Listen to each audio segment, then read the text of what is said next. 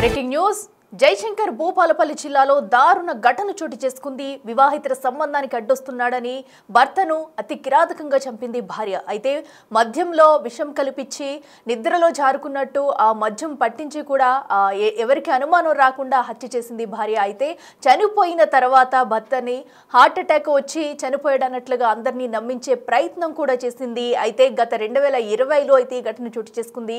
So ఎట్టకేలకు ఇప్పటి వరకు అటు పోలీసులు అయితే అన్ని కోణాల్లో దర్యాప్తు చేసి అన్ని సాక్ష్యాలను సేకరించి కోర్టు ముందు హాజరు పెట్టారు. సో ఇప్పుడైతే ఈ కేసులో ఆ భార్యకైతే ఎంతో అతి కిరాతకంగా చంపిన భార్యకైతే జీవిత ఖైదు శిక్ష విధించింది కోర్టు. అలాగే ప్రియుడికి కూడా జీవిత ఖైదు శిక్ష విధించింది.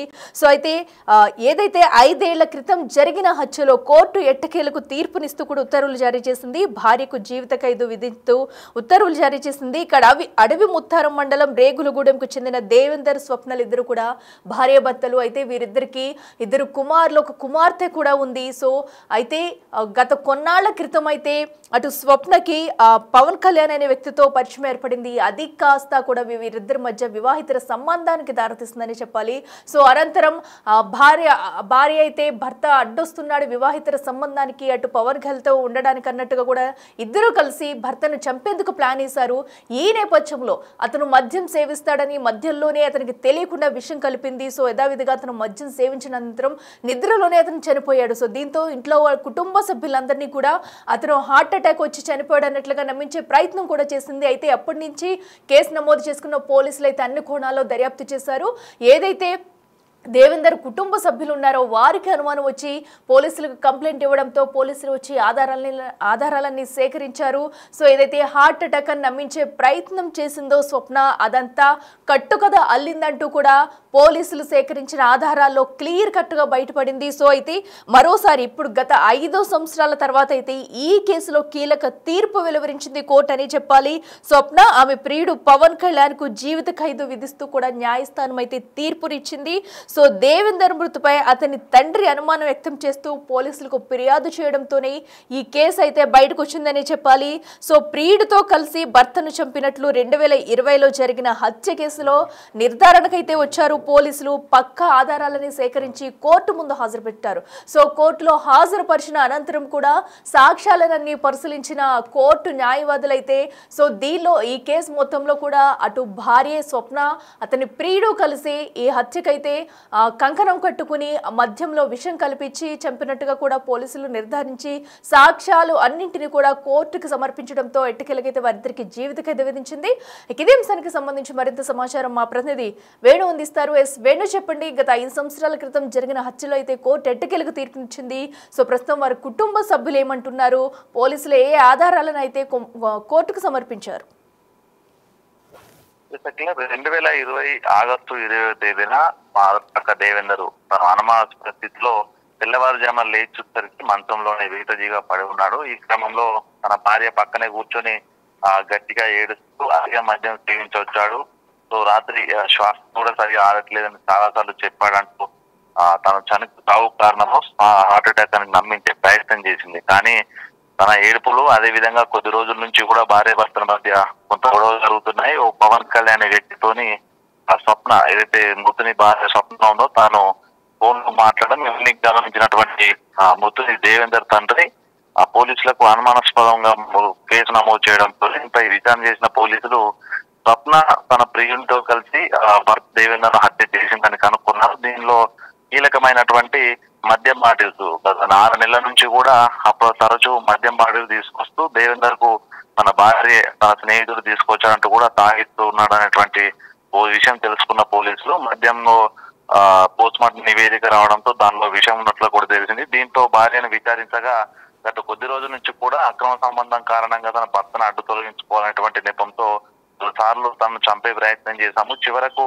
మద్యంలో విషమిచ్చి చంపానంటూ కూడా భార్య ఒప్పుకోవడంతో పూర్తిగా గ్రామంలో రేగులగూడెం గ్రామం లోపల సంచలనమైన పరిస్థితి నెలకొంది. దీనికి సంబంధించి పోలీసులు కూడా వీళ్ళు మద్యం కొనుగోలు చేసినటువంటి అంశాలు, సీసీటీవీ ఫుటేజ్లు, అదే విధంగా ఆ రోజు రాత్రి మద్యం స్థాపించడానికి ముందు పవన్ కళ్యాణ్ తను ఏదైతే నిందితురాలు స్వప్న ఉందో తన లవరు పవన్ కళ్యాణ్ తీసుకొచ్చిన మద్యం బాటిల్పై వేలి ముద్రలు ఇవన్నీ పక్కగా సేకరించిన పోలీసులు భూపాలపల్లి ప్రధాన న్యాయమూర్తి ముందు సాక్ష్యదారులు ఉంచారు. ఛార్జ్ షీట్ కూడా పక్కగా వేయడంతో నిన్న మధ్యాహ్నము ప్రధాన న్యాయమూర్తి ఈ యొక్క కేసు పూర్వపరాన్ని పరిశీలించిన తర్వాత భర్తను దీంతో కలిసి హత్య చేసినటువంటి స్వప్నకు, అదేవిధంగా తన ప్రియుడు పవన్ కళ్యాణ్కి ఇద్దరికి జీవిత ఖైదుతో పాటు చెరొక 1000 రూపాయల జరిమానా విధిస్తూ తీర్పునివ్వడం జరిగింది. దీంతో పూర్తిగా ఇద్దరికి కూడా పెళ్ళై 8 సంవత్సరాలు, అప్పటికి ఇద్దరు కొడుకులు, ఒక కుమారుడు, 3 పిల్లలున్న తల్లి ఈ విధంగా ఒక వ్యక్తి ప్రేమలో పడి తన భర్తనే కడతెరిచిన ఘటన సో పూర్తిగా సంచలనం లేపింది. సో ఈ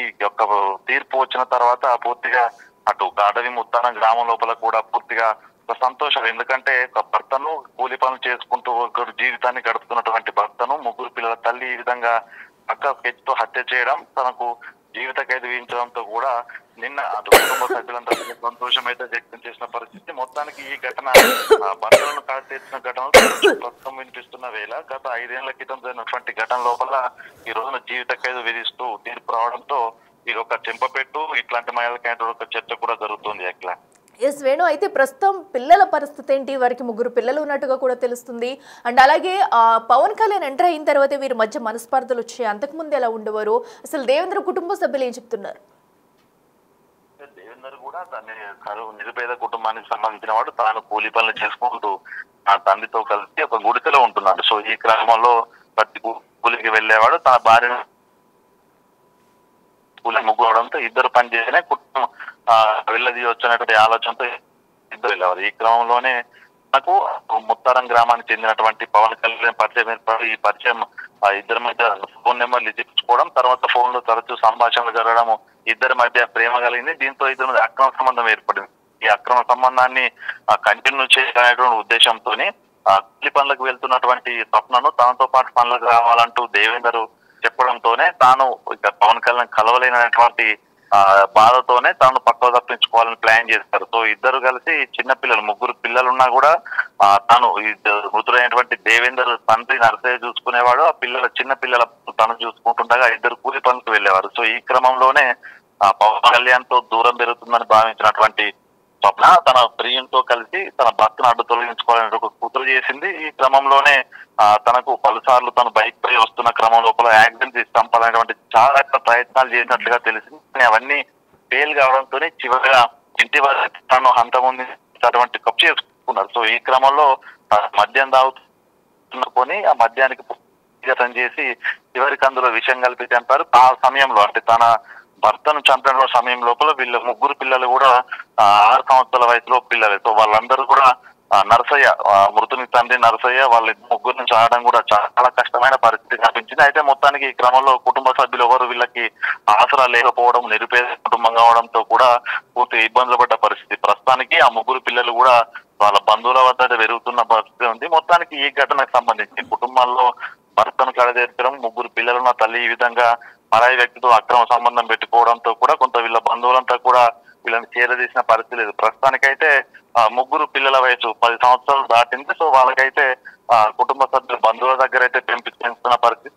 తన మృతుని తండ్రి నరసయ్య 2 పిల్లల్ని కూడా పెంచుకుంటున్నారు. మొత్తానికి ఒక కుటుంబం చిన్న భిన్నమైంది. మరోవైపు భర్తను కడతెరిచినటువంటి ఈ యొక్క వివాహితకు ఇది జీవిత ఖైదు పడడంతో కొంత ద్వంద్వ రకాలుగా అయితే ప్రస్తుతం ఆ ఏరియా లోపల చర్చలు అయితే జరుగుతున్నాయి. Akhila right Venu, thank you. So ఏదైతే వివాహితర సంబంధం ఒక నిండు ప్రాణం బలి తీసుకుందని చెప్పాలి.